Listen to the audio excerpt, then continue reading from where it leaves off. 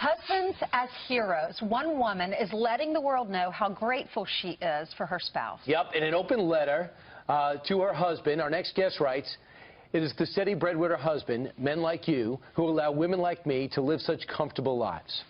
Well, those words getting some overwhelming support and probably a ton of hostility, too, from people who they threaten. Joining us now is author-speaker Suzanne Venker, and she joins us live. Great to see you, Suzanne. So what's the well, first, hi, guys. Tell us your message. What are you saying here about your husband?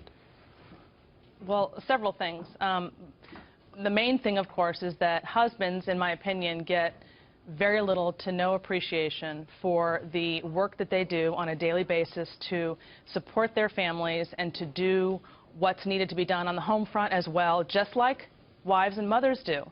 And they get, when they don't get the appreciation that they deserve and, quite frankly, need, it wears on them, you know. And we have a issue here, I believe, where we have the spotlight too much on all of the difficulties and stresses that women, specifically mothers, face, but virtually no spotlight on men and fathers in particular. So this was just my way of, you know, in a rather public way, I guess, honoring the work that he does and that we do together as partners.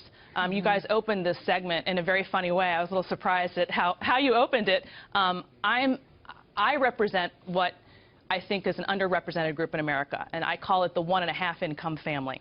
We talk so much about 2-income families or single-parent families, but we don't talk about that group of parents for whom one of the parents moves in and out of the workforce over the course of her children's lives to be able to manage some part-time work or owning your own business, or in my case, I'm self-employed, I write. And so the life that I have in being able to be there for my kids and also have carved out this path is because of my husband, because people who do that have to depend on someone else to lead a very different kind of life that's very steady. And that's what I wanted the focus to be on. You know, you might not go to yeah, absolutely, Suzanne. You might not go to an office job either, but being a stay-at-home mom, that is a full-time job, and in fact, I believe it's harder than going to work every day. But Suzanne, I want to show the audience some of your article. This is the article that you posted online, and a lot of people are responding to it. Now it's on FoxNews.com too. That's right. You say all we ever hear in the media is what life is like for the harried working mother, for the working mother.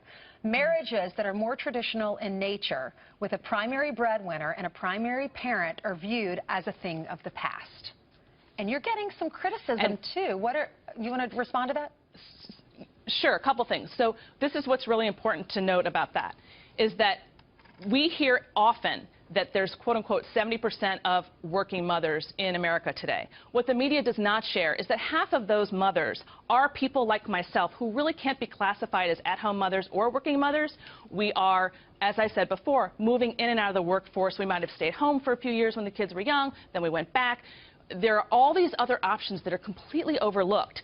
But in order to have that life, which I think is the best one, working part-time or working for yourself, you have to depend on a breadwinner husband to do that. Now, that means that there are still, and by the way, there are currently 29% of married mothers who are staying home currently and they're not employed at all. And then there's another half of that 70 that are like myself. And when you lump the people like myself in with those real stay-at-homers who are completely not employed, you have basically the majority of married mothers who are, Yeah, Suzanne, thanks so much.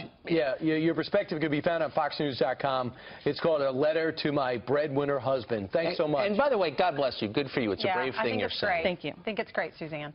You both need to hear praise, and you both need to tell each other what they bring to the table, and you have to work together as a team. Yeah, men aren't evil. Right. Not all women. I get it. I don't know if you guys, I get a lot of praise from our producers. Do you guys get a ton. That's a joke.